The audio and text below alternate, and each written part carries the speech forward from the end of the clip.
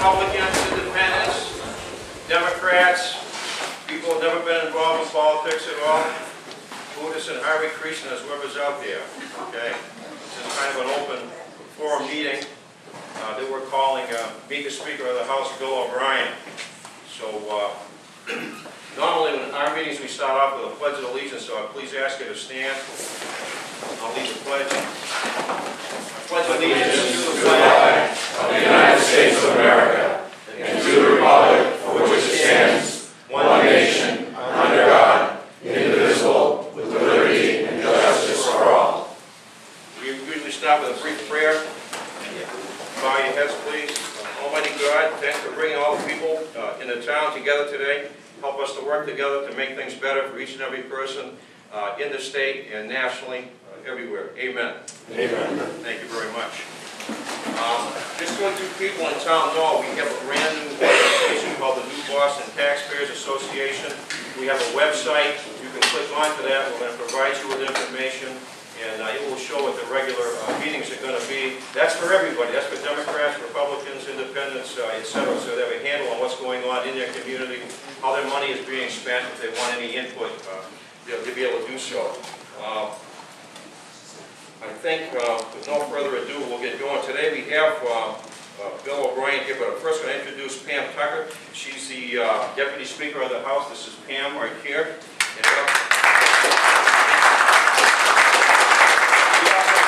the Majority Leader, who is DJ Betancourt, on my right. I'm going to allow Pam to introduce Bill O'Brien, the Speaker of the House. Once Bill speaks, I'll act as a moderator because we have some pre-written questions for people that don't like to stand up and ask the questions. Or we'll also call on people from the floor if perhaps they didn't write something down or suddenly they have a question. So, and it doesn't matter who you are, whatever the question is. We know Bill will take the flak. So, all right, all yours. Thank you very much. Yeah. First off, thank you all for having us here today. I come way over from the seacoast. I live in Greenland. And it is quite a drive over here. I've got to say that going down Route 13, coming over here was quite a sight. I almost went off the road a couple times looking at the watering line. So it's a beautiful part of the state, and I'm honored to be able to be here to see another part of the state and speak in front of you. I'm going to be brief. I'm just going to talk briefly about what we did in the last session. Many of you may have heard it before. Many of you know what's going on up there. And then some of the things moving forward that we plan on doing. And I'm not going to steal everyone's thunder here. I know that DJ has a lot of things to say, and certainly Speaker O'Brien does as well. But when we started out our session a year ago, we were in it for 1 year now, we made it very clear that we were going to change how we do government up in Concord. And that meant it wasn't going to be business as usual. When you look at the budget, you raise it by 3%, and then we have to somehow find that money, be it raising taxes, fees, or some other way. Well, we changed the course of that direction, and it started before many of our reps were even reps at that point. They weren't even inaugurated or made the pledge. Our Ways and Means Department started back in December of last year, in 2010, when we were elected. And they started working on what our revenue estimates were. And what they've done is give us the most accurate revenue estimates we've had in quite a few years. In fact, 2 or 3 years ago, New Hampshire was ranked near the bottom by the Pew Institute in terms of revenue projectors. We were always off by so far. This time, as of right now, we are off only $700,000 since July of last year when our new budget started. And that's basically, we're 1/4 of the way through it, and we're only $700,000 off about a $10 billion budget. I'd say they've done a really good job. And I think we should compliment our Ways and Means on that for doing such a good job.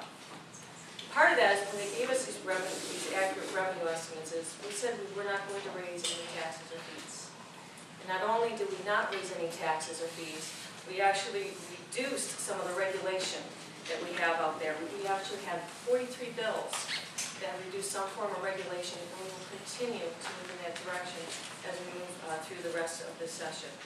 And I've got to say, this has been one of our most productive sessions that I've seen as I've been following politics virtually all of my adult life, of people actually living up to what they said they were going to do. And I'm very proud to be a part of it.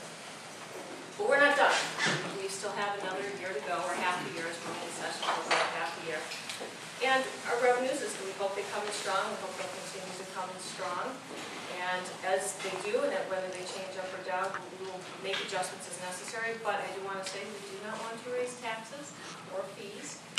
And one thing when we talk about fees that you're not going to hear, I don't know if it's on mainstream media, but in media overall, what we've done in the past is when we pass a bill, we leave rulemaking, broad rulemaking authority up to the commissioners or whomever when we implement a law. They can make the rules as to how much the fees or fines are going to be on that. We took that away from them, and we said there's going to be no broad rulemaking authority, and it's written right in our rules. And any bill that has come through with that, I don't believe we've passed it. We've taken that away from the individual commissions to do that. And what that means is, although we pass the bill, they can't go and set a fee or a fine that we don't know about. In fact, as we continue forward in this next session, we're taking some of that, we're actually putting it into the statute as to how much the fees will be. And believe me, they're not going to be raised. They're going to be the same or they will be less.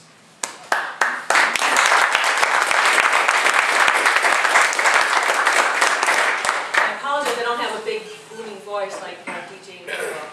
But there's two things I do want to talk to you about that are specific legislative issues, and one I know we'll get into a little more depth.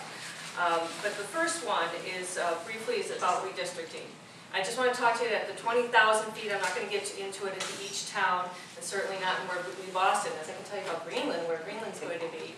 But I'm sure your local rep is Speaker O'Brien will tell you more about it.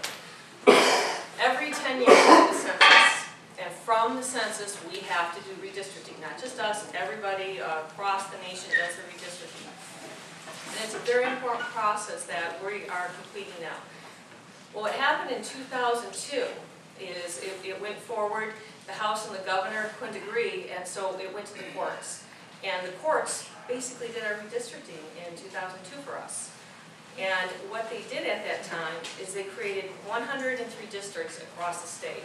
You're talking nearly 1.3 million people. There's 103 districts and 400 reps, because we have 400 reps here. So this created very large multi-town districts. And over my neck of the woods, you had 3 pretty big towns. They had 6 reps. And some of these towns could have stood on their own without necessarily having to be grouped in with another town. So in 2006, we as the people of New Hampshire passed an amendment that said if a town can stand pretty much on its own, they should be grouped in with this bigger district. So fast forward to 2010.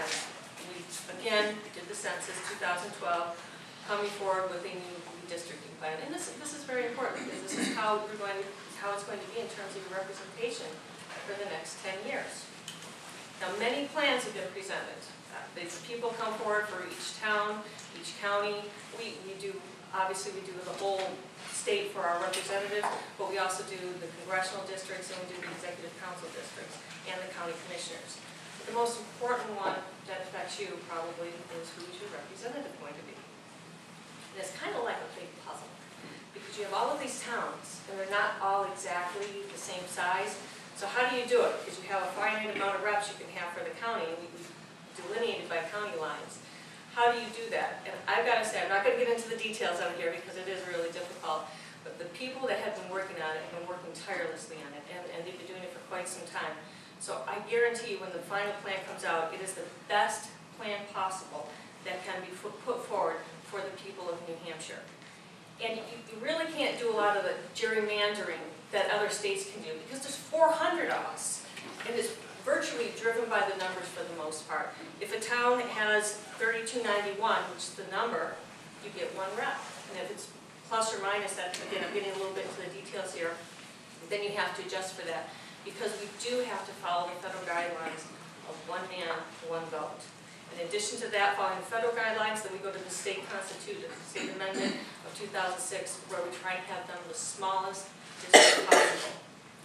And with that in mind, the current plan that's out there, and again, this is not final, this is still work in progress, we're going to go from 103 districts to over 200 districts for each of us. So you can have closer representation.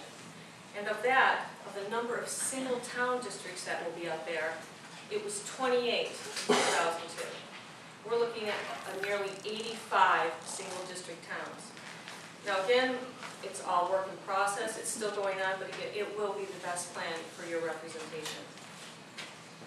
And one other thing that I'll talk about, and then I'll pass it on to DJ, and this is something that's been on everybody's mind, and it caught my attention, as I'm sure it did yours: voter fraud.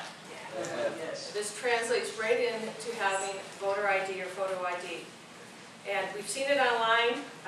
For years, our governor and our opponents of my party have been saying, oh, there's no voter fraud up there. We don't need photo ID. And you know, I gotta say, with this coming out, I think they're a little bit out of touch. It can be done, and it is happening out there. This is an example of someone who proved that it happened. And we tried, we had Senate Bill 129 that the governor vetoed, and we didn't override it. And we're going to try again. I have co-sponsored with Senator Prescott a Senate bill that will address the voter ID bill once again. And I am confident, now that we see it actually is happening, we have proof that we will be able to pass this. And I hope you can support us on that.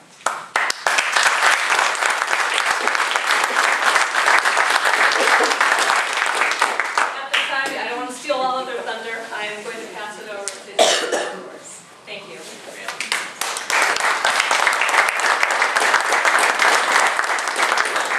Well, thank you all very much. And first and foremost, I want to thank all of you folks for coming out on this Saturday. There are plenty of other things you could be doing. I know the Patriots are on tonight, so it's great that so many of you have come out to ask questions, get engaged, and find out what's going on in state government. Before I start, I want to thank my colleagues who have joined us today. There are a number of them in the room. These folks are on the front lines of protecting the New Hampshire advantage. So if they could just stand up for a moment and be recognized, that would be great. Or raise your hands or something.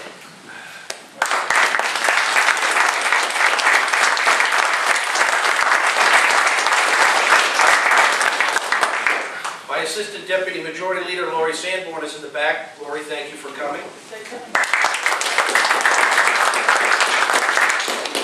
We're going to get into a lot of details about what happened in this legislative session. So I want to start off by sharing with you the general philosophy that this legislature has adopted this legislative term.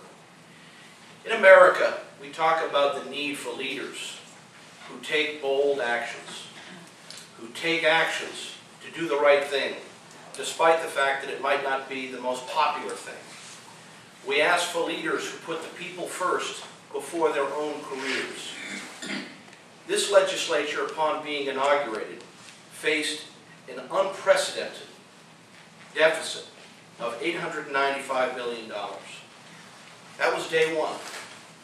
We got there because we were left with a budget that had relied previously on one-time stimulus funds, that had raised over 100 taxes and fees, that had bonded New Hampshire to the point that our bond rating was teetering.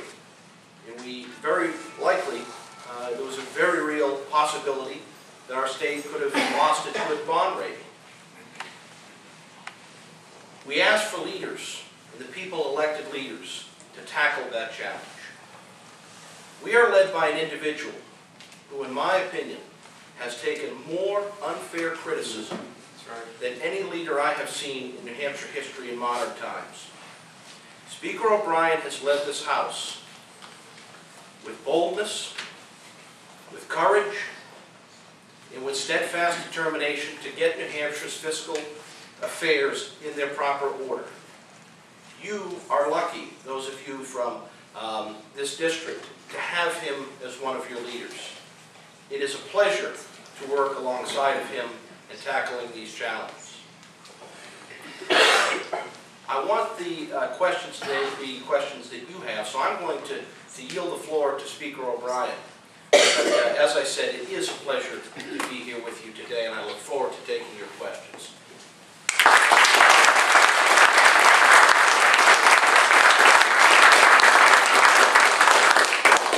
You know, the first thing that you have to do when you take over as Speaker or Senate President or any legislative body is choose a leadership team.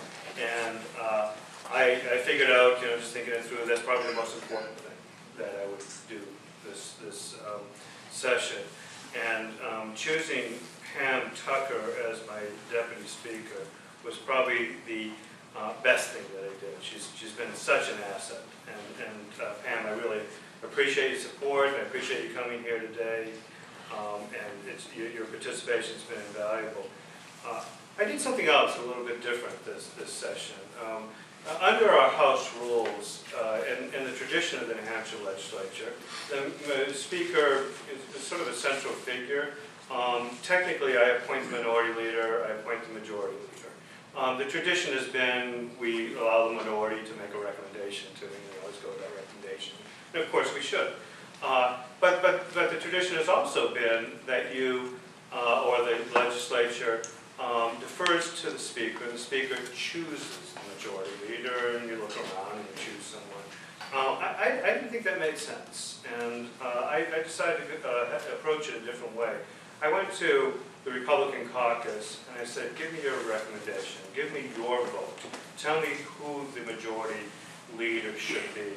And, you know, I think that decision as well has played out just to the benefit of our state, because they chose the best person by far. I think you've seen how perhaps over time how DJ has added in terms of his ability to work with the caucus and understand the sentiment of the caucus, to the strength of the legislation that has been brought forward. DJ's amazing. DJ and I came into the legislature at the same time. I grew old and he grew up in the legislature, and you know, his experience as a person who I guess just we both right from the beginning were put into leadership. You know, me at an elderly age and you at the age of 19. You know, at the age of 28 now, he's just a great leader for the state of New Hampshire, and I really appreciate him being available to us in the House and working with us. And so, thank both of you. I really appreciate it.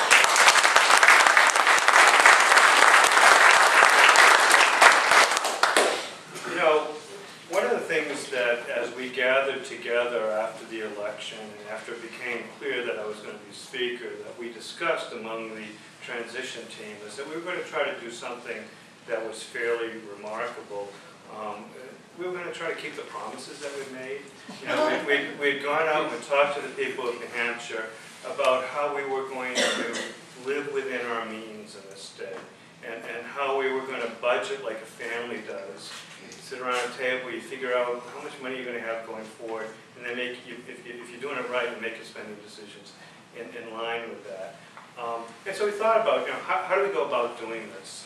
And one of the ideas that we came up with, and it seemed sort of straightforward to us, but in retrospect, found out it's really quite unusual, is we decided we would figure out how much money's coming in first before we figured out how much we want to spend. We actually went to the Ways and Means Committee, that is the committee that looks at all the revenue and the sources and estimates how much is going to come in.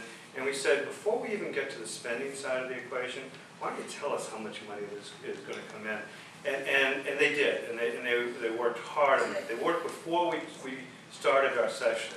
One of the first committees that I chose the members of was the Ways and Means Committee, because it's headed up by Representative Steve Stefanek, who's from Amherst, and he and his team work literally day and night. You know, and I think we ought to be proud of the state representatives generally in New Hampshire, but specifically that group, because they worked and with the agencies, and they came up with an estimate as Deputy Speaker Tucker told you, that at this point in a $10 billion budget is only off by 700,000. There's 700,000 more revenue coming in than what we anticipated.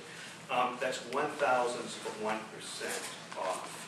And so they did a great job, and we took that information. Here's the difference. We went to the House floor with a resolution, and we asked the House to join with us in committing the House of Representatives to not spending any more money than what they were estimating, because that was the way that we're going to keep our promise. And the House passed that resolution. And then we went to the Finance Committee and said, okay, now let's bring in all the agencies, and let's bring in people, and let's figure out how we go about spending that money in a way that addresses the core functions of government, and also addresses the expectation and the dependencies of people who over time have become used to a robust government in their lives and assisting them.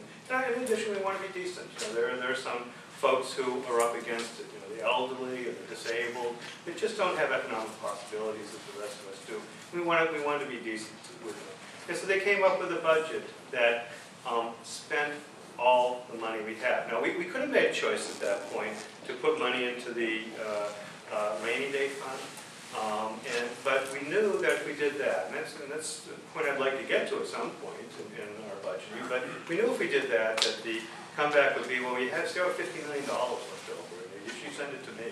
And so what we decided to do is say, here's our take on the best way to spend the money that we have, and be honest with us if you don't like this budget, if you don't like a choice we made. And that's where sometimes the honesty isn't there, because we care about this budget. It's cruel. It cutbacks in this area and that area too much. And maybe it does. We don't think so, but maybe it does. But if you don't want us to cut back in that area or this area, where else do you want to cut back? Because there's only so much money. If we're going to spend more money on UNH, for example, then we need money from the program for developmentally disabled children. There has to be a give and take. Or, how much more do you want to increase taxes? What new taxes do you want? Because we also made a commitment to the people of New Hampshire, and it was very important to us when we went out a year or so ago and we asked for your votes, that after over 100 new and increased taxes in a 4-year period that came out of the legislature, another 44 coming out of the bureaucracy, we're not going to increase taxes anymore. We're not going to put new taxes in place. That we've done that enough. We should live within our means. So, as you hear, now and going forward, how bad this budget is, how cruel this budget is, anyone who's asking you and saying that to you, they really owe you the follow-up of, here's where I go get the extra money I want to spend. I want to take it a little bit more. I want to take it out of this other program. Or they could do, what was done by the opposition in the last 4 years, take out the credit card and pay for it. Because that's what they did. They started bonding costs, the operating expenses. They pass a bond to pay for today's government, which, beyond just being financially irresponsible, there's some of us, and I'm included among those, who think it's immoral because we're asking our children to pay for the government we have today. When you pass a bond, you're saying, we're going to pay it off in the future. Now, a bond makes sense if you're going to put up a bridge because our children are going to use that bridge.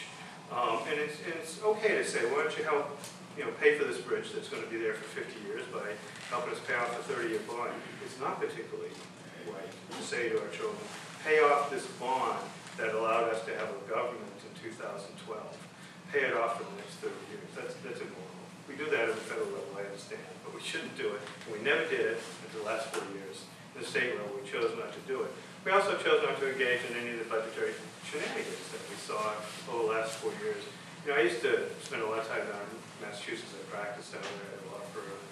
Knew some of the folks down there, and they would, sell one piece of state property to another, from one agency to another. They'd do all these sort of things, and you'd look at it and go, oh boy, that's just crazy way to put together a budget. And then we saw it happen up here in New Hampshire. We saw a piece of Route 91 over in the Seacoast area be sold from the Highway Department to the Turnpike Department. And they said, oh, we've just discovered another couple $100 million worth of revenue. Let's spend. And that's not the New Hampshire. That's not the way we conduct ourselves. And so what we did in putting, I think, a traditional budget together that says, here's how much we have to spend, we ended up reducing spending substantially.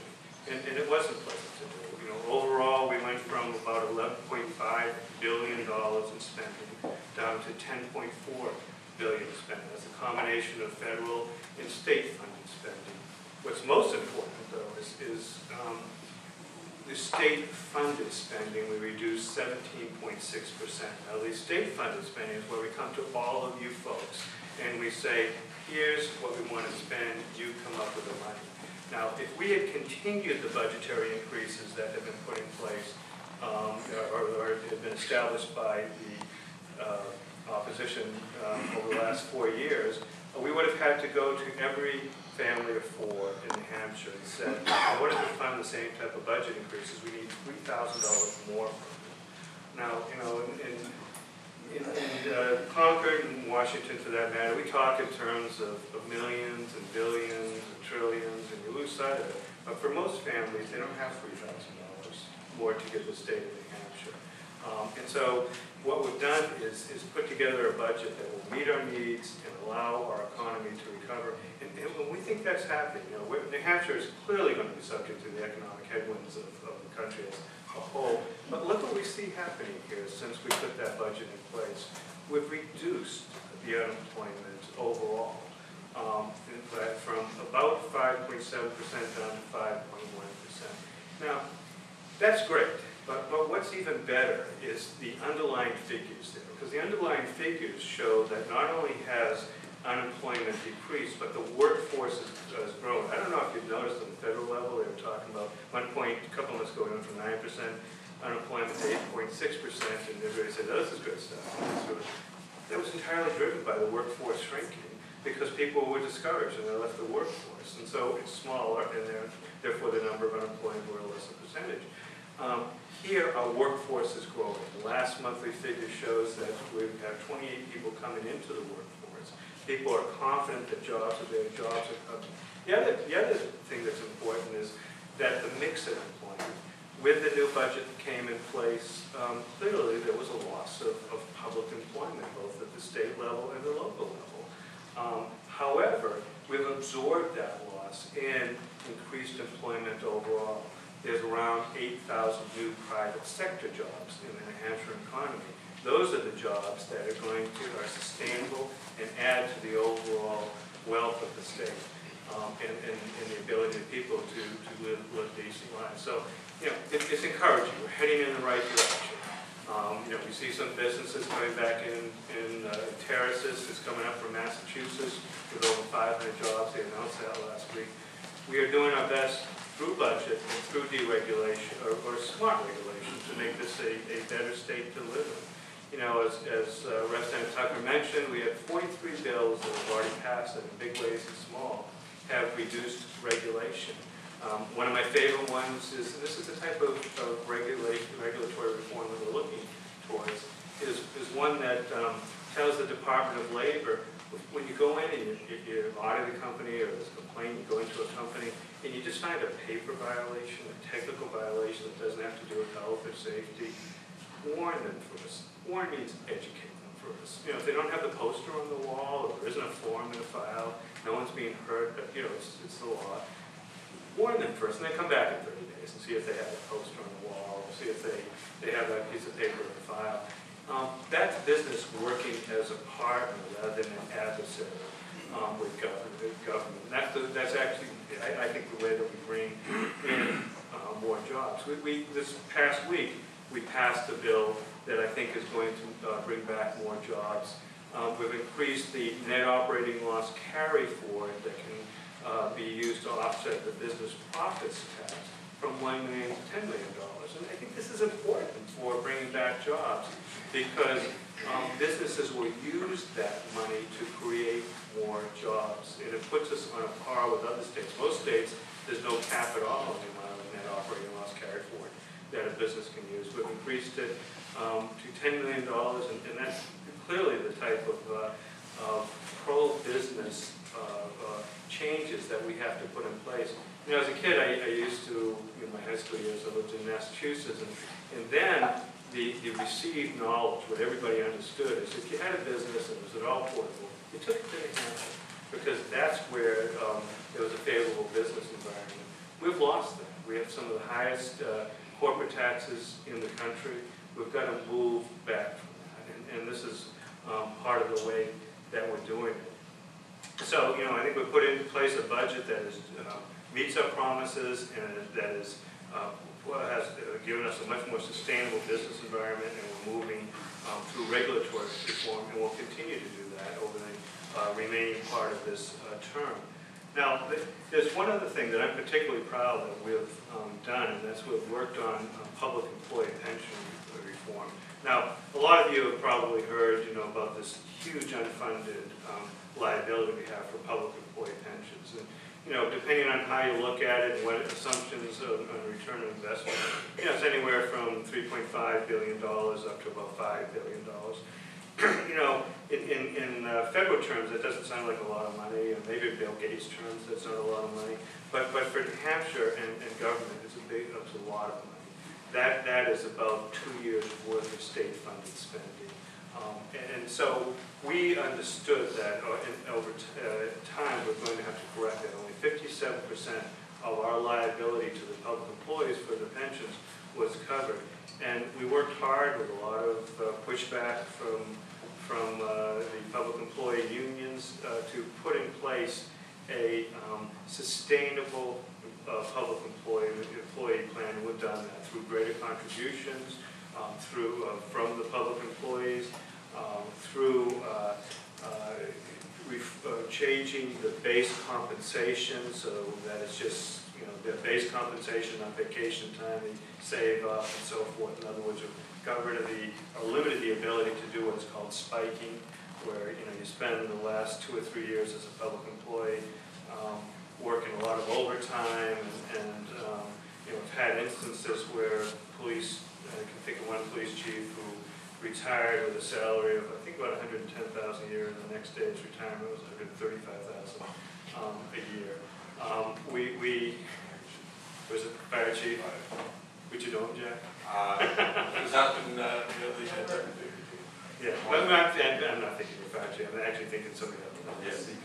But there's too many examples. There really are too many examples. One of the things that we've changed is a definition of what part-time work is in the retirement system, because we're having Group 2 employees, so the emergency employees, fire folks, and police, and they used to be able to retire if they reached the age of 45 and had at least 20 years service, and they could retire.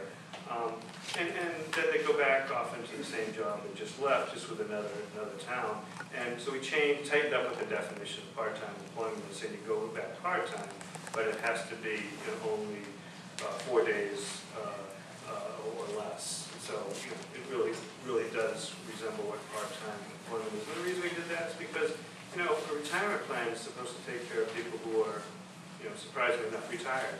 Not people who really just want to cash in and go on to the next part of their career. And for that reason, we've adjusted what the retirement age is for both Group 1 employee, which is all public employees, except Group 2. Group 2 employees are those who are the emergency personnel, the EMTs, and so forth, the firefighters and the police. And we've adjusted them to saying you can retire at the age of 50 instead of 45, but you won't get your retirement until you reach the age of 52 and a half. And our hope is that they stay with us. I've now gone past the age of 52 and a half, and I still feel okay. And I think most of them are okay. They go back to work doing the same thing anyway. So this is a way of trying to add some integrity as well as reduce the unfunded liability. Our actuaries tell us that with the reforms we put in place, we've put the plan to a glide path to solvency. Unfortunately, that glide path is a 30-year glide path. And we know we have a continuing problem. And the continuing problem is that one stock market hiccup, and over the next 30 years it'll probably be 1 or 2, but one of them, and then the unfunded liability starts to grow again. So what we're working on with the Senate and Representative Braun and Senator Braun, the Senate has a great plan that we're working with him on to allow and perhaps even substitute for new employees coming in a 401k plan. In other words, a defined contribution plan rather than a defined benefit plan. And in many ways, this will be good for employees because the problem is now under the defined benefit plan we have, you have to work 10 years in order to invest in it. Whereas, all of us know most of us have a 401k plan at one point in our career. You can take it with you. You put money into it, you can take it with you. But the 401k plan never has an unfunded liability. It's just what goes in there is in there and stays in there. So, we're working on that as well. We're working on regulatory reform. We have a lot of work to do. Representative Tucker talked about redistricting. There's going to be a substantial debate over that. It's an unusual situation in New Hampshire. We kind of looked around to see what resources were out there nationally to help us redistrict, and we are so idiosyncratic here in how we set up districts, just in terms of the number of districts we have and the constraints we put on it, that it really has to be a homegrown effort. And I think we've come up with some fairly good solutions. We're working with representatives on it, trying to make sure that it respects local sensibilities, you know, trying to the best we can if a town is with another town in an SAU, have districts that match those SAU participants. But in the end, you know, it is so complicated that we have to spend most of our efforts just satisfying the constitutional restrictions. The constitutional restrictions start off with one person, one vote. We have to make districts proportional, and federal case law says proportional means you can't have more than a 10% overall deviation from the whole state, no more than 5% under, 5% below. Put that in place, and then we have a 2006 constitutional amendment that says every town that should get a district shall be given a district, and so many districts as it has, unless it prevents another town from having its own dedicated district. And you put that in place, and then we have a tradition in New Hampshire of not having our state representative districts cross county lines, because although it's not constitutionally required, our state representatives from each county function as what we call a county delegation, which is really the legislature for that county. And so if you had a district that bridged, county line, what county are they in the legislature for? And so, we have to do that as well. So, given all these constraints, it becomes a mathematical puzzle that we're put together, and doesn't allow for a tremendous amount of partisan input. And I think that's probably good.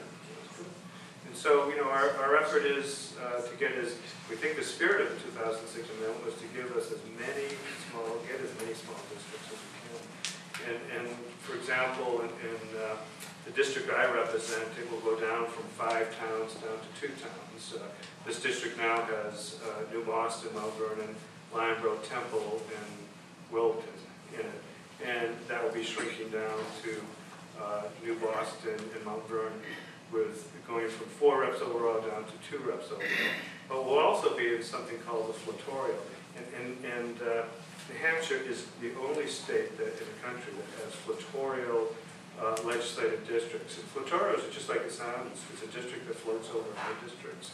And it's a way of soaking up excess population who wouldn't otherwise be represented. So even with Mount Vernon and New Boston together, there's still some excess population. So the proposal we have now would be to put it into a Flatorial that would go from New Boston, Mount Vernon, Milford. Tell me about this, Jack. Hollis. Did I pick up Brookline? Milford. No, Milford. Hollis, Milford, New Boston. No, New Boston. And Mount Vernon. Mount Vernon, yeah. Jack just represents Brookline.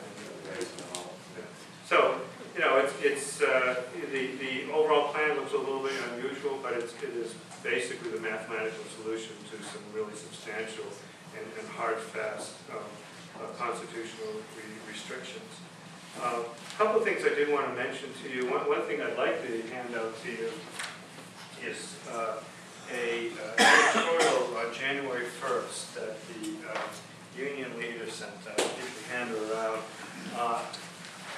The House of Representatives is really proud of that editorial because it said the political achievement of last year was the budget, and a lot of shouting, a lot of noise, and so forth. But I think it shows and describes exactly what we did, and I think it indicates the quality of the representation that you folks have in Concord.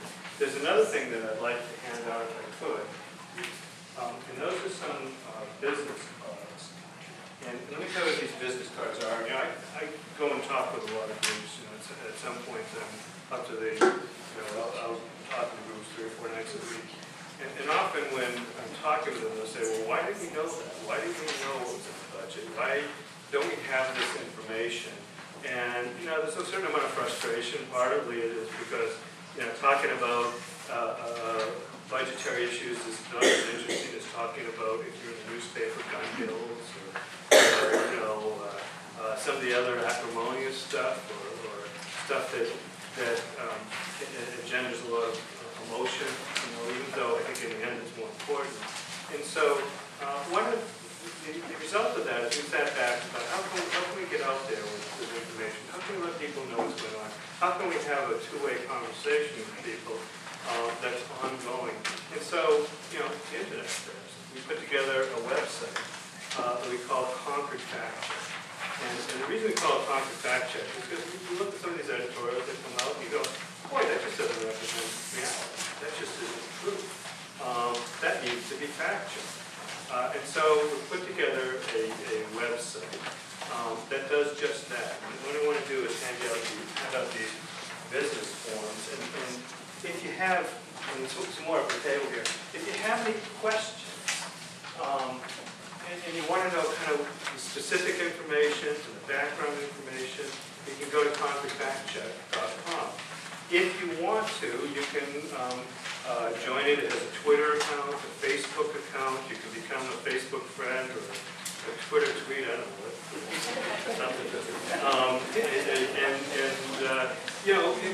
The other important aspect of it is you can ask questions. You can ask us questions if you hear something. If somebody says, for example, all the employees in the hospitals are being laid off, or they've had huge layoffs because of the budget, you can say, well, what's going on?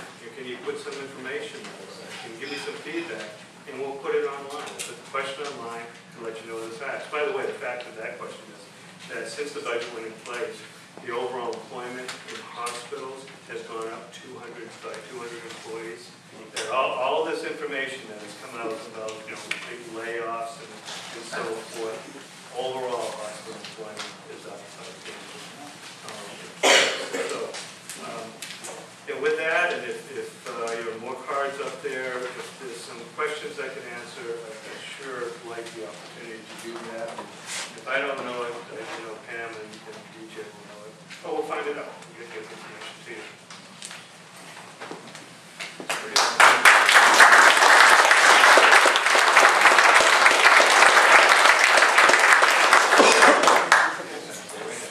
Great job. And what Bill says about information is so important. This venue right here is a very good opportunity for people to get to know each other. It has been consistently like that. We open this up to all sorts of speakers. It's an educational group. And by the way, if you want to join the New Boston Republicans, it's only $20 a year. We've had a lot of independents come in. We call them Republicans in training. We've had Democrats come in and say, you know something, you guys aren't all that bad. Now, some of you probably thought he was going to come in like Count Dracula, right, with a cape and totally different type of color. He's done a remarkable job for us. So, that's the way I look at Concord.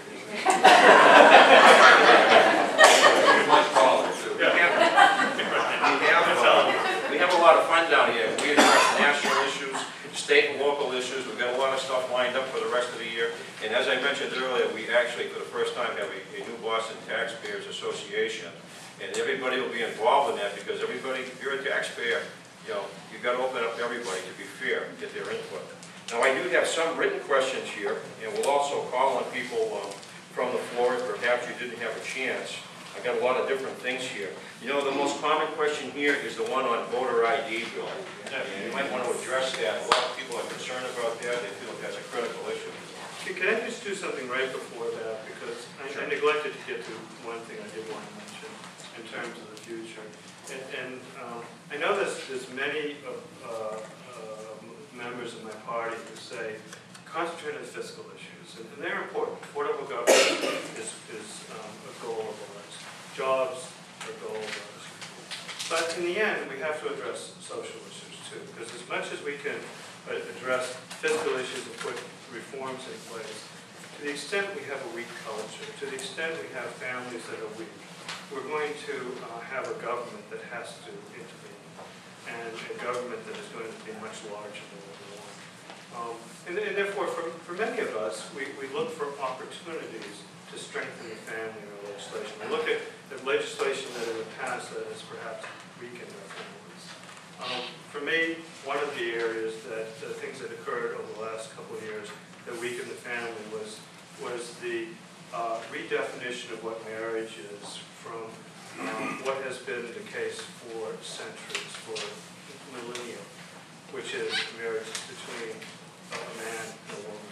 And the importance of that is not that I just have a sensibility that I don't want it expanded to be encompassing other relationships because it just offends my ears. It's not that at all. It's because if we define it other ways, then we're weakening the family and we're weakening that unit of our society, that foundation of our society that is so important in having a society that works. And so there will be a bill that comes up to return to the traditional definition of marriage. I will be supporting it, and I hope it passes. So I want to get that in front of all of you because it is important and there will be a debate.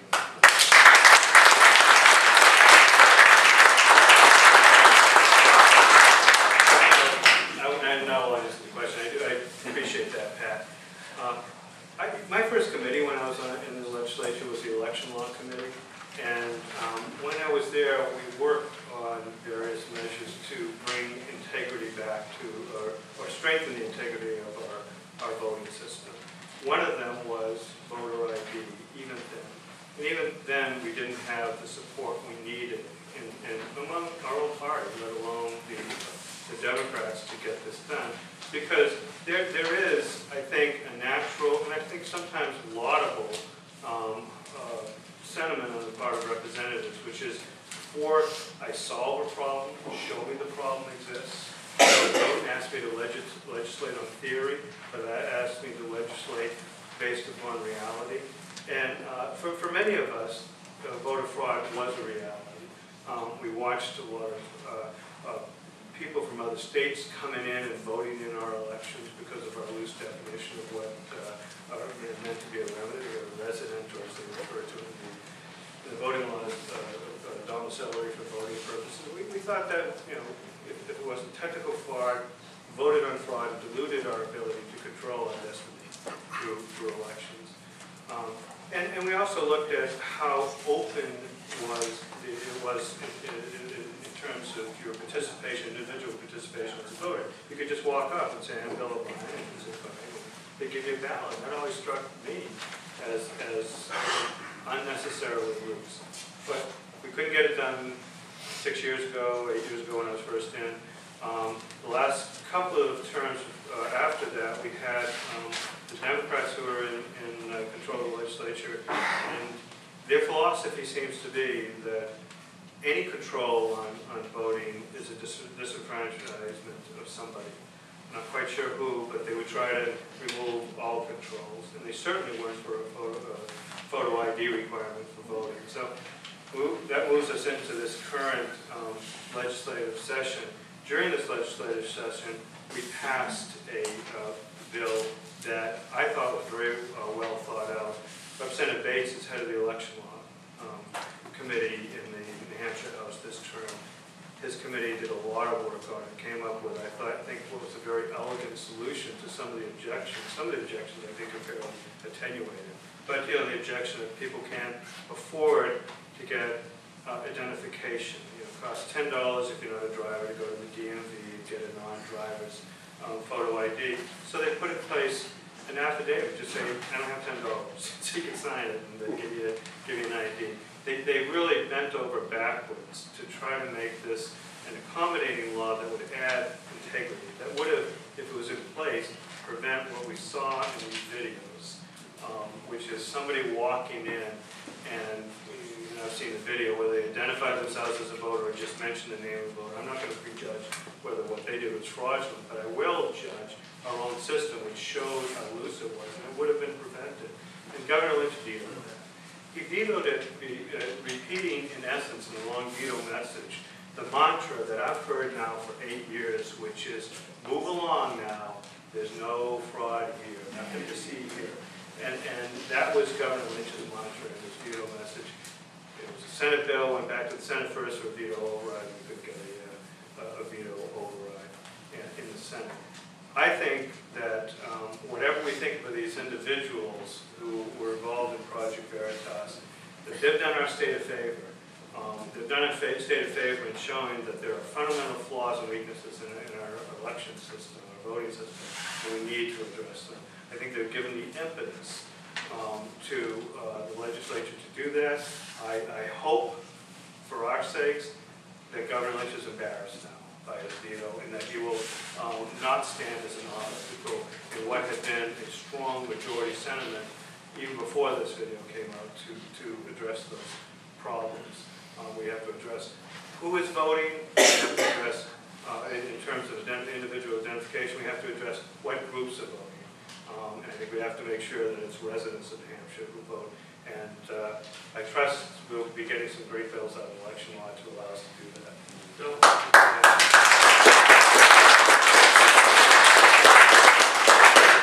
just wanted you to address, the question I wrote down was, is it possible to pass a bill that this governor will pass, will sign, will not veto?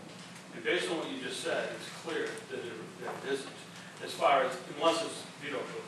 Because I don't picture the governor changing his mind about move along. I think you're right about that. So is there a bill that you can put out there that is veto-proof? In other words, Let me ask Dave a question. Sure. It's a great question. And it's funny how situations can change people's view. When the story first broke about what this organization had done, Governor Lynch attacked these people as out-of-state people who were bad people.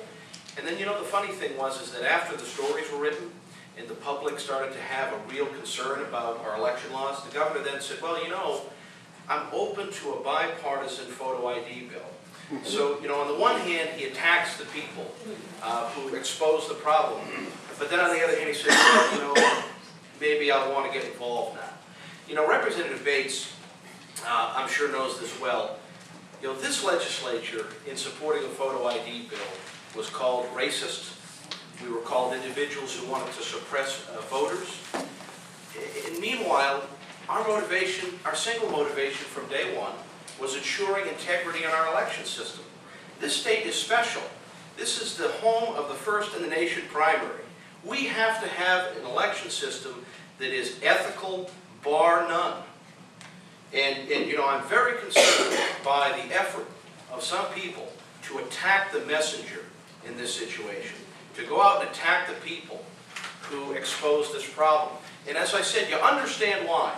Because there are a lot of people after this incident with egg on their face, Governor Lynch being first among them, who for years said no voter fraud in New Hampshire. There's no voter fraud here. Well, you know what? He had to eat those words, didn't he? And now that we've had what we have said for years proven, now all of a sudden we're going to attack the messenger. So I'm very concerned about that. But you know, whatever his motivations are, I welcome Governor Lynch to come over to our side of thinking on this issue, and we're happy to work with him as long as it's a piece of legislation that actually addresses the problem. We need a photo identification in our society to do most anything. Why should we not have to show photo identification to engage in one of the bedrocks of our democracy?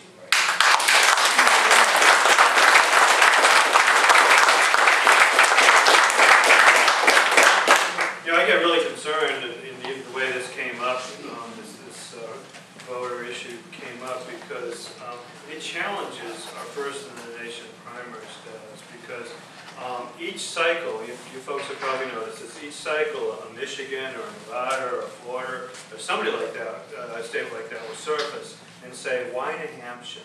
Why should New Hampshire have a first in the nation primary? And then try to move ahead of New Hampshire and having it. You know, this last cycle, I was able to get together with the Speaker of the House in Iowa and the Speaker of the House in South Carolina. We came out with a strong statement that was picked up nationally, and I think helped preserve New Hampshire's first in the nation primary status, saying we want want, and we joined together in seeking to have this current schedule maintained.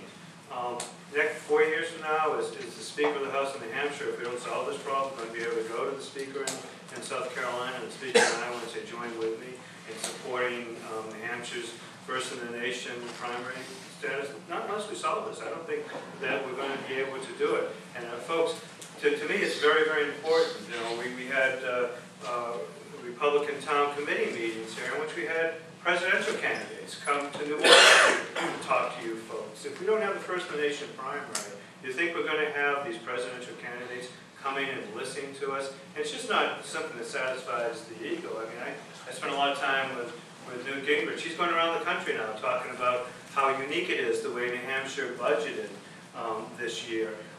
That's important to all of us because it brings New Hampshire solutions out to the nation and our achievements out to the nation. So we do have to solve this. We really do. Great. We had one question that was on education. Bill, how can we use the private sector to take some of the burden of taxation out of the local community? Most of our budget here in town is spent on education, the lion's share of it. You know, I just spoke before I came here to the State School Board Association, and I'll give you kind of the same message I gave them, which is, and they didn't like to hear it, which is competition is what we need. We need competition from homeschoolers, which they don't seem to like. We need competition from charter schools, which they say drains funding from them. We need competition from new techniques of how we deliver services. You know, I was just talking with Representative Gary Daniels from Milford here about ways of, even within the public school system, putting in place through technology competitions for the delivery of teaching services. That's the way we're going to do it. And we need voucher system, let's face it. We need to be able to give to middle-class families and poor families the same option rich families have, which is to take their child out of the public schools and send them to a better school. So we need all those things. And among my caucus, these are the things we talk about when we talk about education reform, which is how do we instill greater competition. You know, we just passed a bill over the governor's veto, which allows parents to go into schools and to tell the school, don't teach my child that objectionable material. We need to make schools, public schools, more responsive to parents, and that's one of the ways that we're doing it. It's amazing.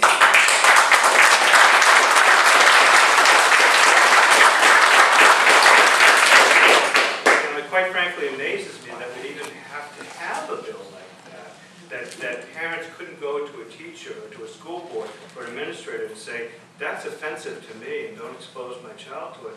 And the school board and the teacher or the principal wouldn't say, oh, absolutely, it's offensive to you, that's your child. Well, apparently we do. That's through measures like that.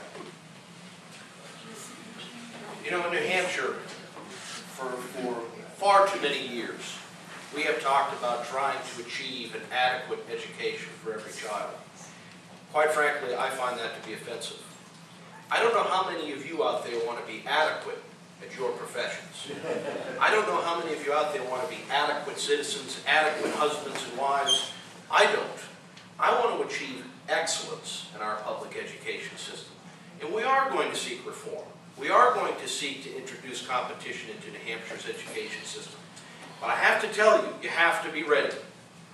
You have to be ready for pushback and criticism from those who believe that the only answer is to simply spend more money. I don't accept that premise. I accept the premise that competition brings accountability, it brings responsibility in spending. We're going to be moving forward with a piece of legislation this session that allows businesses to contribute to private scholarship organizations, and they can sponsor children who want to go to a private school. It's private money. It's not vouchers, which are offensive to some. Rather, it's a scholarship. And you know, it's a very, it's an innovative approach.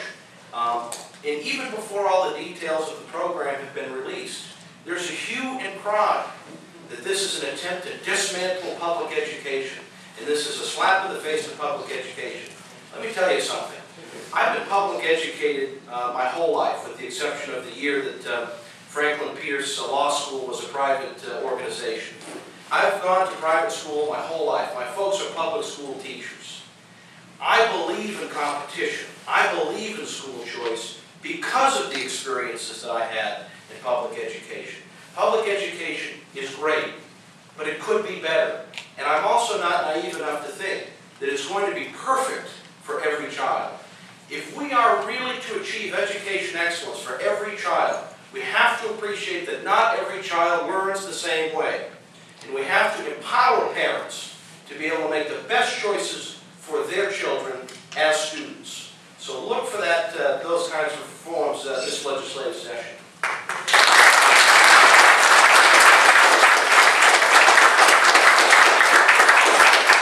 Let me briefly say this. This educational forum right here that we have a lot of young people that participate, that come in, and they listen to things on a state and national and local level, and it's a good learning experience for civic participation. So there is a way for the public piece of property to interact with private citizenry and to get things to start to work. There's a type of cooperation that can be achieved. Does anybody have a question from the floor? Go ahead. John. Thank you, Pat. I have a number in my head that it's approximately $1.3 million for, I'm sorry, it costs approximately $1.3 million just for the operating cost alone for the SAUs in the state, which makes me think that's top heavy, and it's money never getting to the children. Am I correct in that assumption that that's really way too much money to, do we need these SAUs, like spending that kind of money? You know, I've heard some proposals to have consolidated SAUs. They have a limited number, maybe, one per county, 2 in Rockingham, 2 in Hillsborough. And I'm attracted to the presumptive cost savings there. I would be a little bit hesitant, though, because to the extent we have centralized SAUs, we've removed the ability of individual parents to control their own child's education.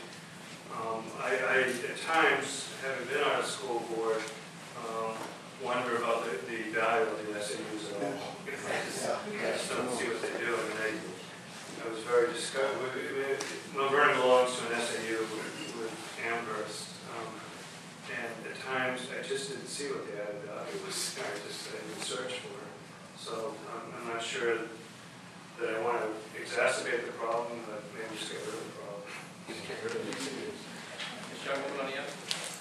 Speaker, this goes back to the question before that on the voter ID bill. Yeah. Having been a campaign worker and now I'm an election official for one of the boards in Nashua, I can attest to the fact that the League of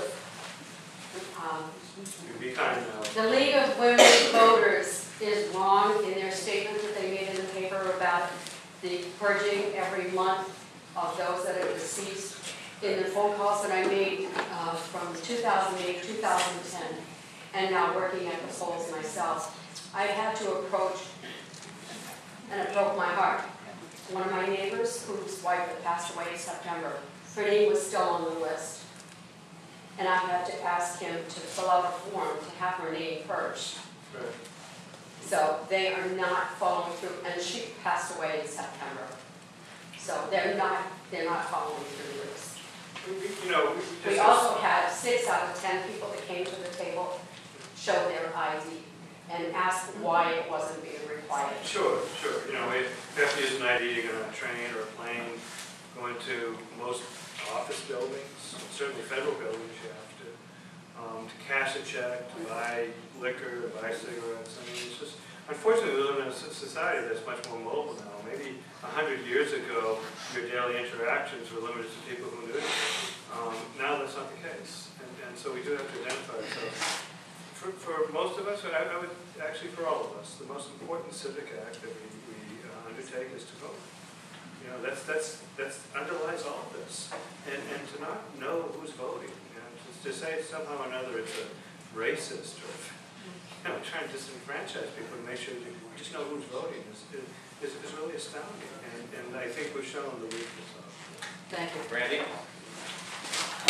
Yes, actually as a co-founder of the original New Boston Taxpayers Group back in the late 80s, we actually did propose a voucher system program. Back at that point, though, you might remember it, a lot of towns were proposing that. So I'm absolutely not against charter schools or voucher systems. However, as a member of the Finance Committee here in New Boston, it's my understanding that charter schools and even some of the private schools do not have to follow the special education unfunded mandates that are handed down to the public schools.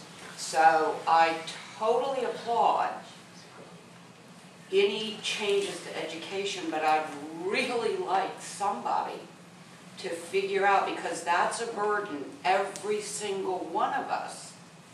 And it's not that I'm against helping these children, but it was supposed to be funded by the federal government, didn't happen.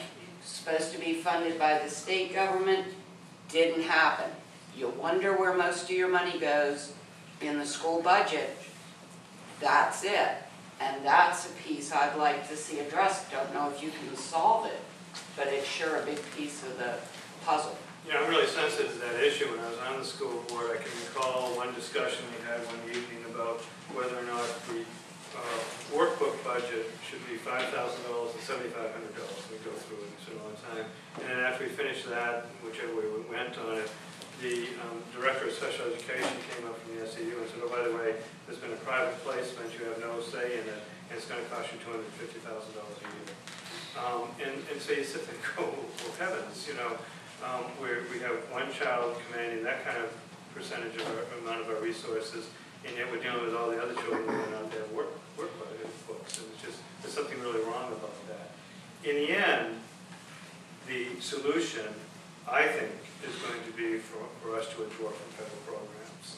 But it's easier said than done. You know, For us to do what? well, for example, the idea, we should look at whether it's worth the amount of federal money that comes in, or we're taking on obligations, including bureaucratic oversight obligations, as well as our own internal funding obligations that go beyond where we need to. And you know, idea under the federal law, there was an anticipated 40% federal funding there. I don't think it's ever gone above 27%.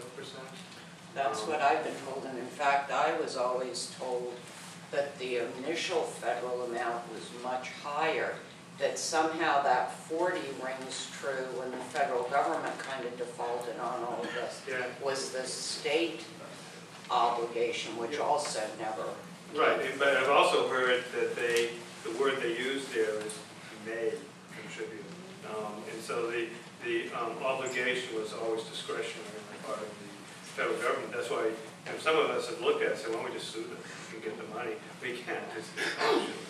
And so we have, for example, a bill pending now in the Education Committee that would require the state to look into and ultimately withdraw from No Child Left Behind. And we should start looking at all of these federal mandates and say, do they make sense for New Hampshire? You know, just as we should outside the educational area. You know, Medicaid, for example, is the federal program that provides funds for indigent citizens, our neighbors who can't get their own health insurance. It eventually will drive the state bankrupt. You know, it clearly will. I mean, any economist who specializes in state budgets will tell you that. But at what point do you withdraw from it? Because it gives the state, you know, over $500 million worth of federal funds a year. So you have to say, knowing I'm going to die from this, when do I get out of it? But you know, at some point, when am I going to bite the bullet and say, we'll do it ourselves, federal government, stay away from this? Because all of these are optional programs. You know, the connection is, we'll give you some federal funding if you sign up for our program. Medicaid, I think the last state to sign up was in the late 80s, was Alaska. You don't have to belong to it. And so, you know, we should start looking at some of these programs and say whether they make sense. One of the things we're doing for Medicaid, for example, is there is a group of states that I've signed some documents for, such as Texas and some others that we're looking to put in place block grants, where the state will give us block grants for Medicaid, saying, here's your $500 million. We're going to cap it at that, only adjusted for inflation, but no other growth. And you do it your own way.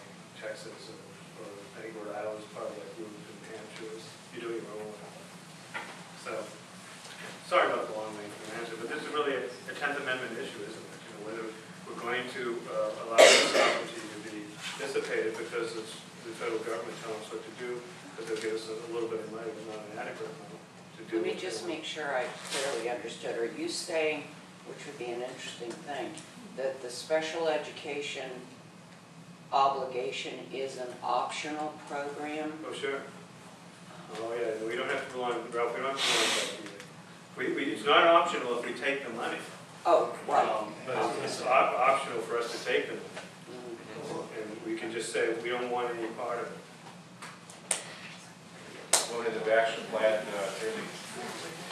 Mr. Speaker, can we change our same-day voter registration laws that go along with voter ID so that someone can't go into a voting place and sign up to be a voter without presenting any ID at all?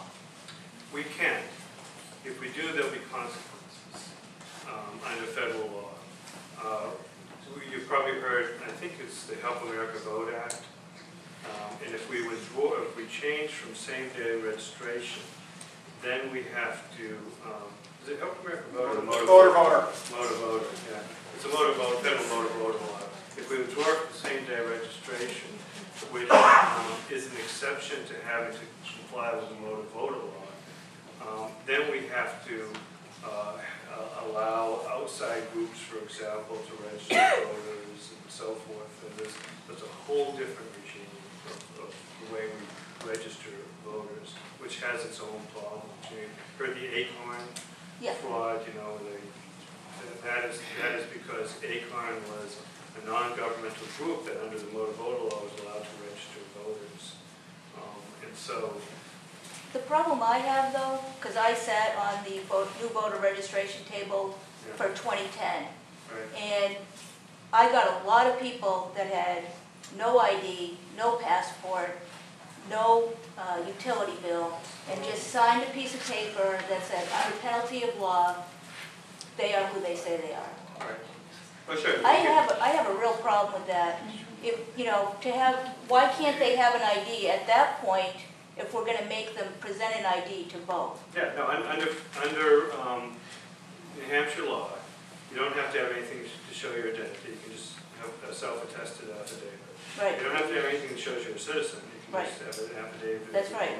that says, I'm a citizen. Right.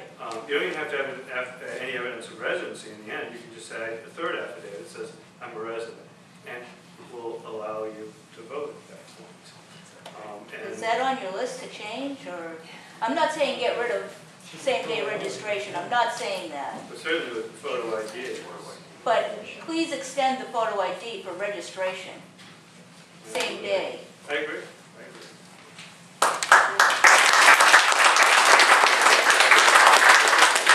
Even worse, the Democrats put a law in place 2 years ago where all of our objections, and I voted against it and others voted against it, that requires observers to stay away from the table, stay 10 feet away, so we can't even hear now what this is going on. 6 feet. In the past, you can say, hey, look at, I know O'Brien was in Mount Vernon, not in Boston, why is he voting here?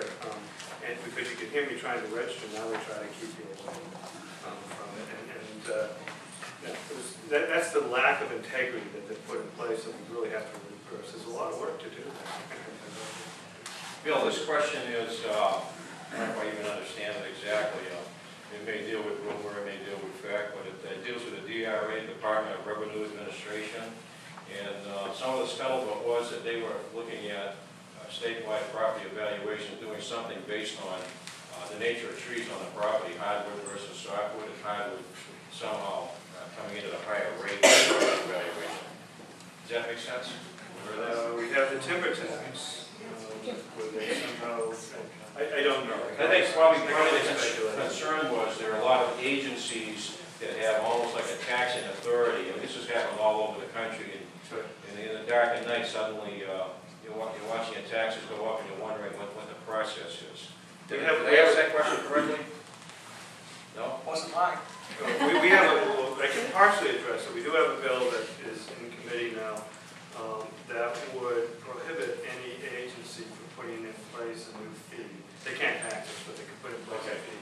That would prohibit an agency from coming up with a fee unless it is approved by the legislature. I think So that's they would have to come to us. I mean, we had those 44 new or increased fees that were put in place. We look at that and say, how have we ever given away this authority to bureaucrats just to tax us more? And so at least let's go in front of the House and the Senate. And so, hopefully that'll address it. I don't know the specific thing you're talking I about. think that answers the question, that everything is in the sunlight as far as taxation goes. Yeah. It's right out there, no matter how small, how innocuous. Right. That's our hope. This bill, I served one term on, one day on grievance and Rita, and there was an issue as it related to view tax, but not the timber tax. I know that, you did with. Yeah, I know, we've all probably heard of the view tax, and what people are concerned about there is that your view would be part of the basis of assessing the value of your property. And the concern there was twofold. One is that, you have some farmer there, all of a sudden finds, and this is happening in the Connecticut Valley, that, it's becoming a little bit gentrified, and all of a sudden people are saying, the fact that you can see over Vermont, we got to, triple your tax.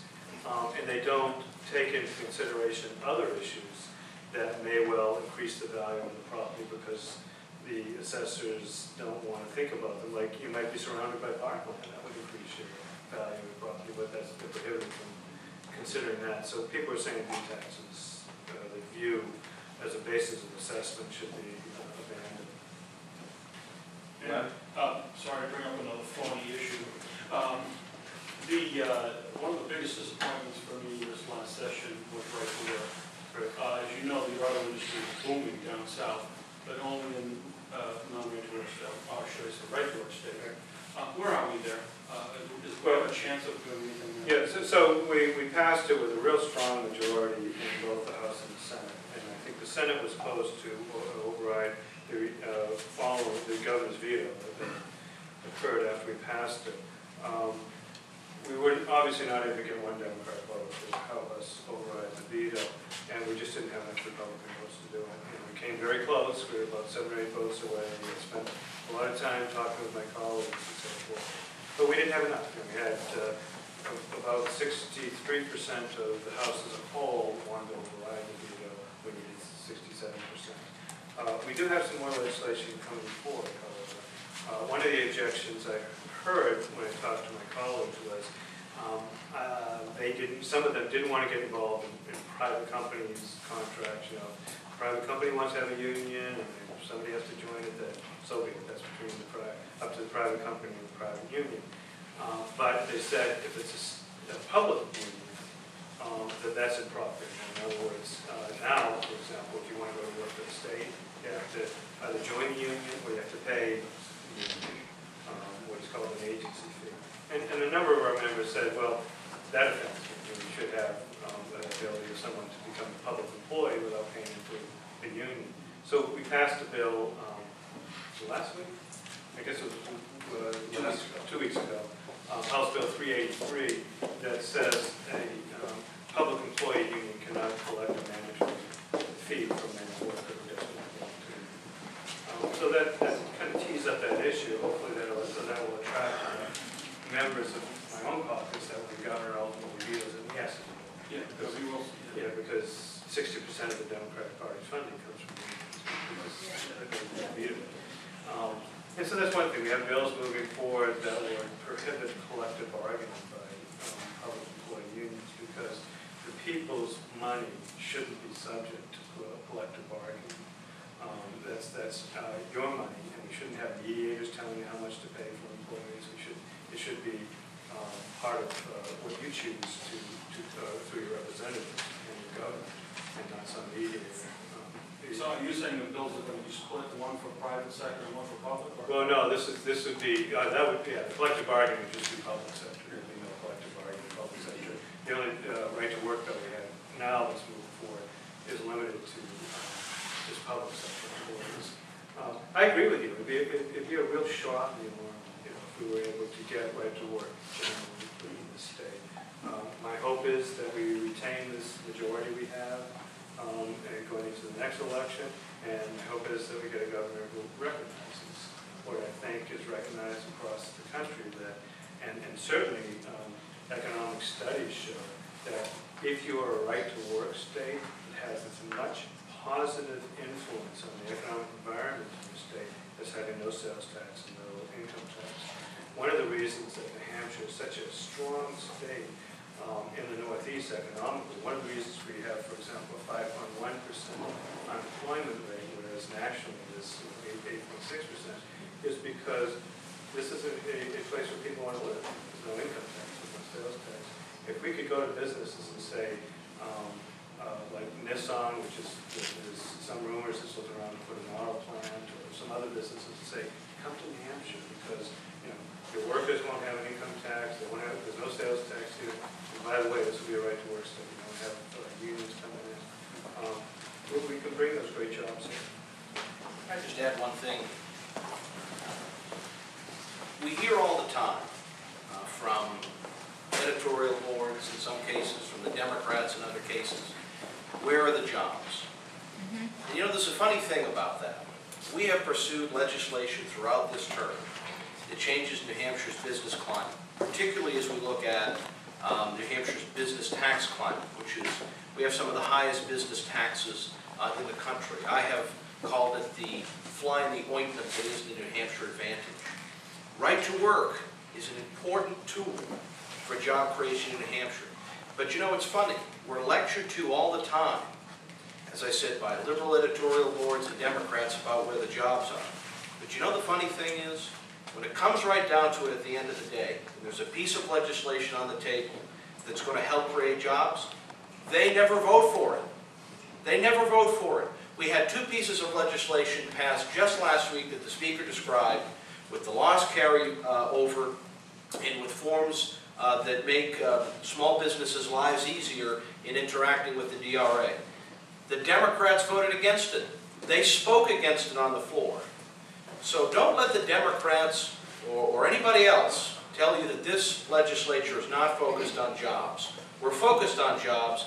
They just don't want to support us in getting the jobs.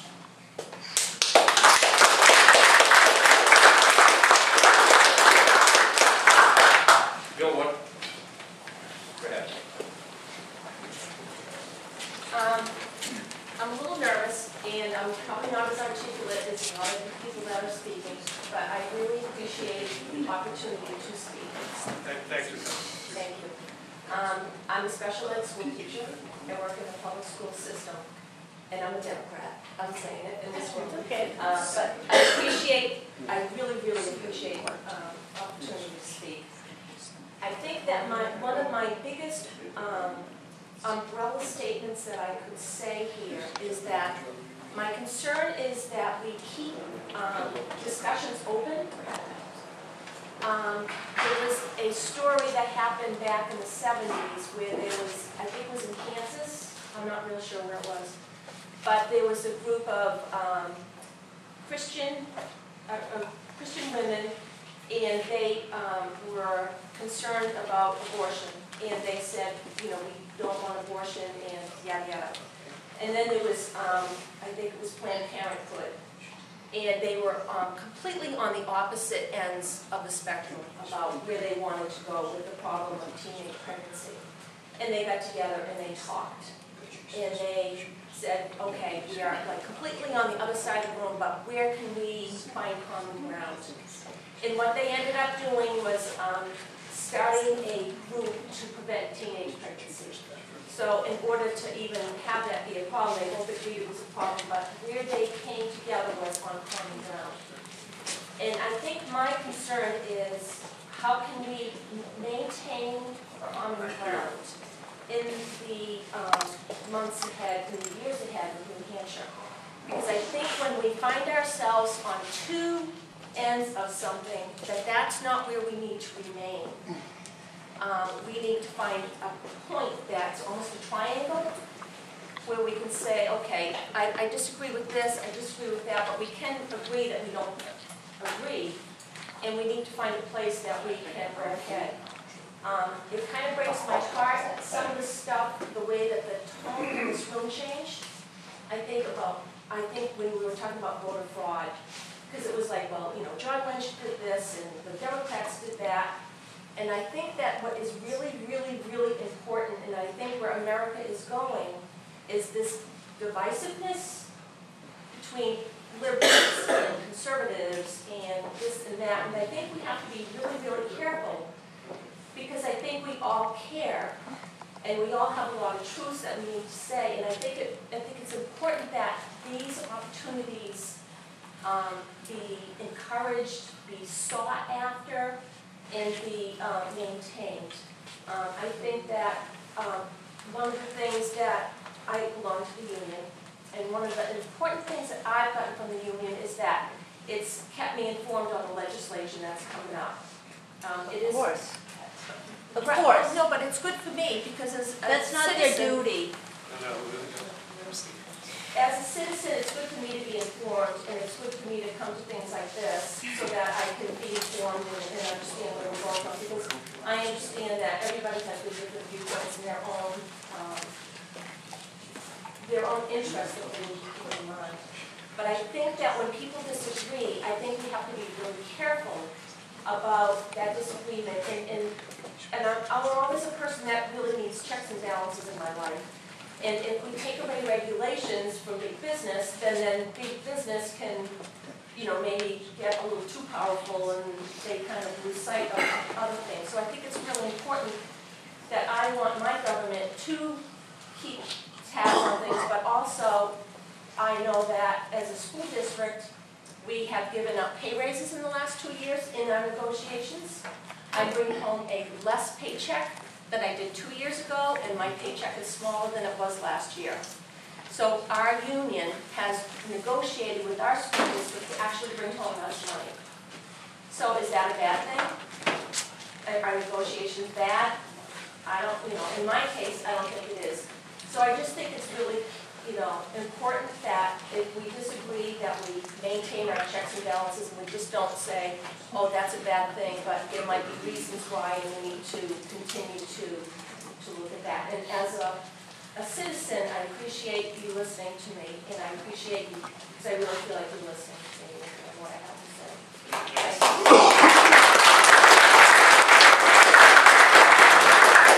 I really appreciate it. It really makes a difference. And this is what we wanted out of these forums or back and forth. I think a lot of us understand we don't have a monopoly on knowledge and a monopoly on all the solutions, and we really want to hear some.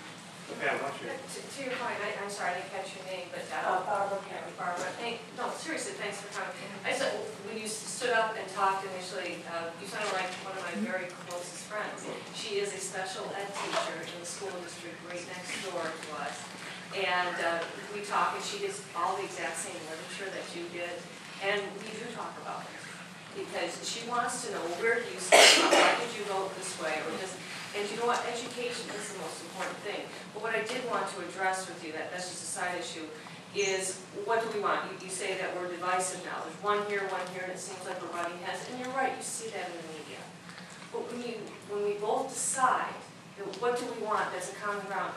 We want the best education for our kids. And we use that as a starting point when we start talking about education and funding of education and how we're going to teach our kids.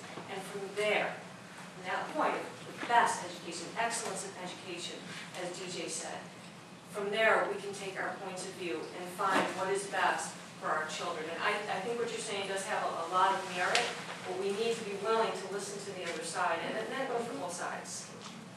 Just one point I'd like to bring up as well. And I get passionate about where we're going and the things that we're standing up for. And perhaps at times that makes me a little over-aggressive. If you look at the hard numbers of legislation that is passed and conquered, or legislation that is not passed and conquered, it's something like 70–75%. It's completely unanimous. There is no partisan disagreement. What does get a lot of the attention, I think, as Pam said, are the arguments and the disagreements. So I think it sometimes gives people a misconception about what's really going on. I want to share with you a story that I had last year related to the topic that you brought up in your example. We wanted to move forward with a parental notification law that made sense for New Hampshire. We continually, the Speaker and I, talked with Governor Lynch about working together, getting language that we could support and that he could support. And the response we got was, I'll get back to you on that. I'm going to have my legal counsel look at that. I'll get back to you. I'm committed to it. I didn't like the previous law, but I believe in the principle. And it dragged on and on and on. And at some point we had to say, okay, we have to make a decision here, and we have to move forward. And it was bitterly disappointing to me, not because I wanted that to be a partisan issue, but because I didn't want it to be a partisan issue. I wanted to work with the governor to get something done. We're experiencing the same thing with the constitutional amendment on education. We're trying to work with the governor, appreciating the realities of what we have in the House and the opinions that we have in the House, and the views and the opinions we have in the Senate, and the views and the opinions that we have of the governor.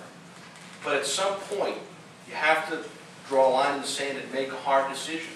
And it is my hope and it's my goal as we continue throughout this legislative session to have more times than not everybody working together on the same page, the times when we have to make a hard decision and separate ourselves from our colleagues in government. Again, thank you for coming. Appreciate the question. Mr. Starr? Well, for the last 4 decades, we've been hearing the same thing. The best education, test results are showing different. The United States is 35th out of 57. We spend $900,000 per student, starting from kindergarten to the 12th grade. And they keep saying, more money, a better education. Bull. It's a lie, and it will always be a lie until people wake up to it.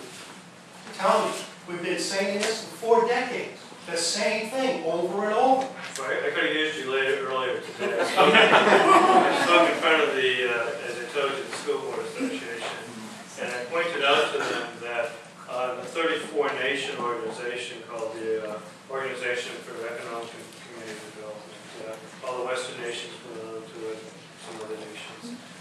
They do the most comprehensive comparison of results of primary and secondary education in their member nations. And math scores, and science scores, reading scores. You want to know what country's at the bottom, dead last, behind Mexico, behind Russia, behind Brazil, is the United States. And we spend, as I pointed out to them, you know, I began, and reveal myself here, but I began high school in 1965. I got off the Mount Vernon School Board in 2005, so 40 years. Right before I got off, the U.S. Department of Education in a publication, and in that it said, in a 40-year period, just happened to be from 1965 to 2005, in inflation-adjusted dollars, absolute dollars, spending on primary and secondary education in this country had gone up 3 times. 3 times. It tripled in inflation-adjusted dollars in that 40-year period. Now, when I went to high school, I went to a public high school in Massachusetts, not fairly all that much of an affluent town. For a couple of years, I was taking 2 languages. I was taking Latin and German. Every year, I would take science and technology, science and history and math, and all the courses they want. The school didn't have a lot of the, do I feel good about myself, and counseling type of stuff, and all that, but it was a good basic education. It cost a third of what it does today, and we used to get great results out of our public education system. We don't get great results now. And so, as I stood in front of this group, I said, you have to tell me all these things. We have to figure out not how do we get more money, but why it is that 40% of the high school graduates that we send on to college need remedial reading. We have to figure out what is going on here, and it's not just throw some more money at it. I suspect the amount of money we throw at it is a problem. You know, when I was on the school board, I used to go into the classes over at the village school in Mount Vernon, and they had so much money there, it was chaos. You'd go in there and there'd be assistant teachers and reading tutors, and there would be one-on-one aides, and you'd sit there watching 15 little people with a gang of adults around them. I don't know how many sort of education was going on. It was too much money. So we've got to figure out a different way of doing it. The only way I can figure out is let's get some competition going. Let's let parents have the opportunity to take their educational dollars and go elsewhere, or homeschool their children, or go to charter schools, because there's something fundamentally broken about what we're doing now.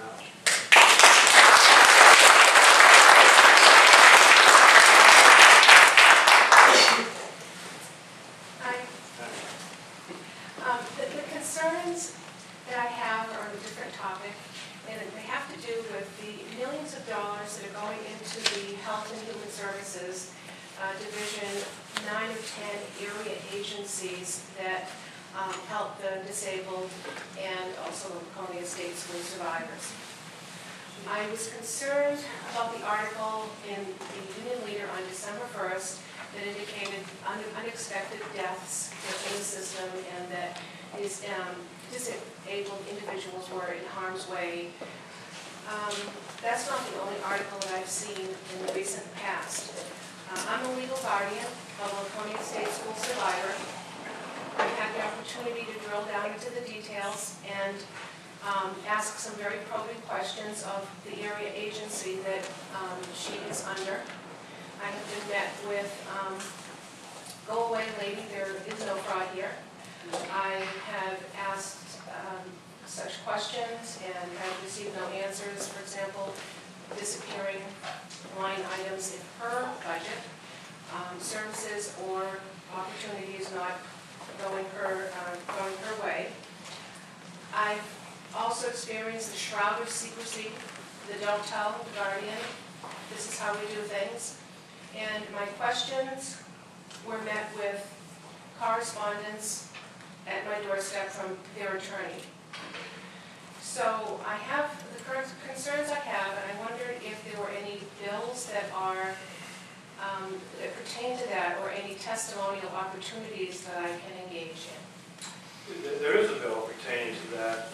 In essence, what we've done with that whole system is shaken it up. And we've done it by putting management, Medicare in place, Medicaid in place. There's RFPs, requests for proposals out there now that will lead to 2 companies at least that will take over that whole system. And those 10 area agencies, which have had a 30-year monopoly for their regions, will have to go to those managed care companies and bid. The companies themselves will take over the whole operation of the Medicaid. 147, I believe that is. Pardon me? 147. Yeah, that's the bill. That's the bill. Okay. House Bill 147. And so what we're trying to do is to make sure, and we're talking to Commissioner Tumpus, to make sure that the contracts that are put in place have quite a bit of departmental oversight and transparency. We're trying to make sure that we just don't replicate the system we have now, where we put in another layer and these 10 agencies are still providing services. I think we're going to find that 10 of those, of those 10, some are just going to go out of business. Others will have to be much more responsive and efficient in providing their services than they were in the past. I know that isn't the best answer, but the whole system is being shaken Well, up. I believe that 147 is really related to the HMO, to the medical services. It's development to disabled that goes in place, not the first year, but the second year. I mean, I will keep an eye out to look at that, because I've had a very up close, and our family has had numerous meetings with levels above the one area agency of our great concerns, and we've just about rescued my sister from the jaws of life, and now she's out in the community, but there are some concerns there, so I'll keep in touch with you. Keep in touch with us too. Okay. Thanks. Okay. Anybody else on the floor wants to ask a question? John, do I have Mr. Speaker, on the day of the right to work vote, I was up in Concord, and I, like others, were trying to talk to some of the representatives about changing their position and supporting right to vote, for right to work. I was bothered by some of the representatives, this may be naive on my part, who were saying that they were a member of union, or they had a lot of union members in their family, and they weren't going to vote against the right to work. And I asked them, I said, don't you feel an obligation to recuse yourself from the vote? I mean, just go get a cup of coffee or something. They said, no. I said, what happens if you need to face your constituents for a re-election? I said, I'm more worried about my family members. That bothers me, that mentality goes on the floor and then cast a vote. I'm not even sure there's a question there. I'm just Yes, but you bring up 2 points. One is, what are the ethics rules in the legislature? Our ethics rules are disclosure rules, not prohibited rules. We're supposed to disclose if there's a conflict, and then we make a personal choice on whether to go for it despite the conflict.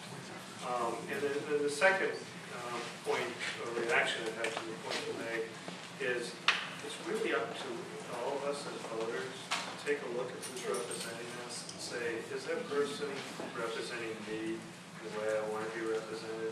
You know, I don't think we want the Legislative Ethics Committee to say, oh, you're out as a representative, as long as it's known by his voters or her voters. Then they should make the decision as to who, in terms of personal integrity and policy selection or positions, is going to represent them. And so, we got to get the word out. I guess is what I'm saying. Keeping with that right to work, I was at a meeting in Kentucky Valley, and Betancourt was there, Senator Sanborn, and I believe you made the statement that you really wanted to see it pass, and I certainly do, that you had contacts with 5 different industries that were waiting to see if that would pass so they could move into New Hampshire, which would bring a tremendous amount of jobs to us. Is that correct? That's correct. If I could, the big companies you think about the right to work discussion, and it became really a federal issue with the NLRB situation. You look at companies, the big companies like Boeing and Audi and those, and obviously would love to have them move into New Hampshire. Those are great jobs that the Granite Staters need right now. But you can't discount the fact that there are smaller businesses that are also looking at New Hampshire in the possibility of being a right-to-work state and wanting to come to New Hampshire. A perfect example is that there was a business owner who makes parts that go into the lights on police cruisers, I believe. And he has 2 businesses. He has one in Connecticut, and then he has another one up in Claremont. Now, there are fewer communities in New Hampshire that need jobs more than the city of Claremont. Those folks are struggling up there economically. I was up there last month. They're struggling up there. What this gentleman said to us is, if New Hampshire becomes a right-to-work state, I'm going to consolidate my entire business in Claremont. I'm going to take all the jobs that I currently have in Connecticut, and I'm going to bring them to New Hampshire. And that's not an isolated incident. There are a number of different businesses who are looking to do that. And so the question, and I think it's a fair one that we get from the media all the time, is, well, why aren't more of them coming forward? Well, let me give you my view on why. Back during the summer, Mitt Romney, running for president here in New Hampshire, supports right to work, put together a YouTube advertisement. And he highlighted I believe it was a manufacturing company in Manchester. And this business owner was supportive of right to work, said so on television. You know what happened the next day? He had a couple of hundred AFL-CIO union people out there in his business protesting his business. And you know what, in this economy, that's a headache you just don't need. It's a hassle you just don't need. So there are a lot of businesses out there who contact us regularly and say, please make New Hampshire a right-to-work state. But they don't want to go through the hassle and the headache of it. They really don't. And right to work does have local New Hampshire support. Both the Business and Industry Association, which is New Hampshire's Chamber of Commerce, and the National Federation of Independent Business, 2 local organizations here in New Hampshire, looking out for New Hampshire business, supportive of right to work. And that's why we're not going to let it go. We're going to keep pursuing it.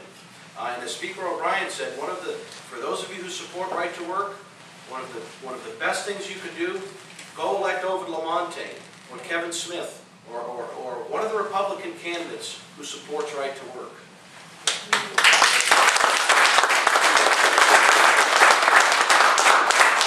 This is my question. In the last year, the state legislature, there was a piece of legislation proposed wherein a $500 theft from a business or industry was at $499.99 was a non-crime. Are you familiar with that? Yeah. There was an effort to reduce it down. I think we did reduce it to 250. I think. Yeah, part of the concern there was, my reaction to it sort of like yours. Why do we give any unemployment at all? He steals some money. Why is it any different stealing $251 as opposed to stealing $249? You just shouldn't get it. Part of the concern there was that businesses would come forward, employers would come forward and say, the person took the day off, and that was a theft from my business, they ended up paying him, and therefore they were getting unemployment rather than just firing. And he said he was sick, and I saw him at the beach, And so we're trying to do a balance. Skip. Commentary and a question. You were talking about a voter fraud earlier, and with the Project Veritas coming in. Right. I interviewed James O'Keefe, who's the founder of Project Veritas, and I interviewed him last night again. So a small plug here if you want to hear what was talked about this morning. James O'Keefe. James O'Keefe, go to graniterock.com and listen to the interview. But he specifically said that he chose New Hampshire because of its first in the nation primary. He alluded to that it's very embarrassing. And he said, what we do at Project Veritas is expose the seams where policy and government miss. And that was definitely a seam that he thought that should be highlighted, and that was exactly why he chose to do that video here. Now, he's also going to do other things in other places as well. But if you look at all of the other exposés that he's done with Medicaid, the teachers, Acorn, and all of those, this is just another place where he feels that government has a problem, it has a loophole, and that's why he did that. And also, I don't know whether it was you or DJ who said that, talked about the out-of-staters who came in to do the videos. I will tell you, I know who the voices are who were at the ballot boxes. They're not out-of-staters. So I just thought I would put that out there. I don't think it makes any difference, really. Right, but you see it from the left that people are saying, well, those out-of-staters, well, they weren't. But I know, it's just a matter of means of distracting us. Right. Yeah, whether they broke the law or not, from our perspective, from a legislative perspective, from a public policy point of view, makes no difference. They've exposed, as you put it, a real weakness in our voting system, and we need to address it. But I have an opinion. I don't think they broke the law, as far as I can see. I think they were very careful about breaking the law. My question... That's not our requirement. And Skip, if I could add one thing to that. Sure. For the folks who are attacking the individuals who expose this problem, those same folks, I'd be willing to bet pretty good money. If these guys came in with a camera and went into a business, right, the evil big businesses that we hear about all the time, if they were in there filming some bad practices in that business, or the business owner treating their employees badly, okay, if they were in there doing that, the same people who are criticizing what these folks did to expose that voter fraud would be applauding the people harassing the businesses. So there's a tremendous hypocrisy in this discussion. My question goes and follows along the motor voter question that was asked earlier.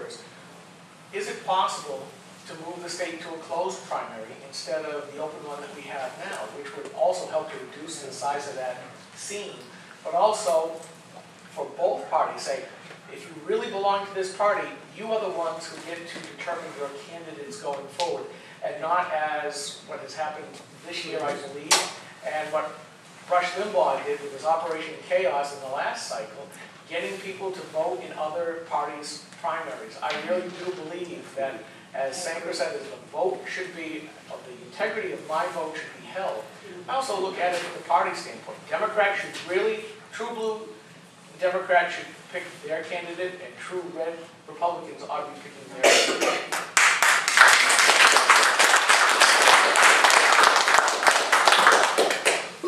I agree with you. My understanding is that 47% of the voters in the primary on the Republican side were unaffiliated voters. It's hard to call that a Republican primary. Right. And that bothers me. I'll give a little personal plug. Back in 2005, I worked hard, and I still remember it was House Bill 154.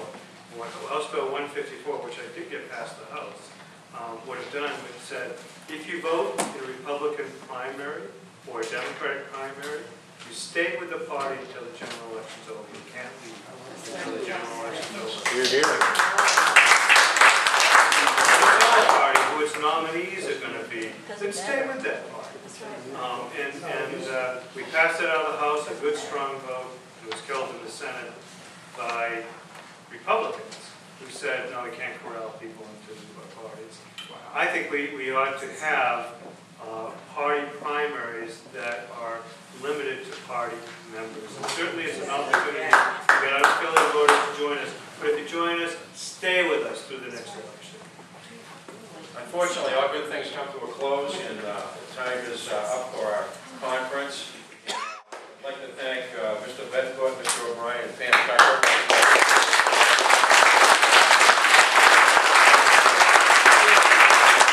If you can remember it, the taxpayers group we have in New Boston is NB, New Boston, NB taxpayers at googlegroups.com.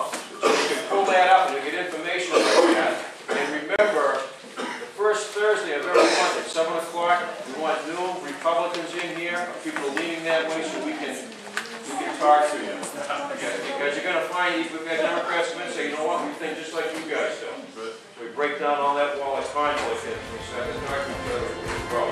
Did anybody get enough of these cards? Great with you.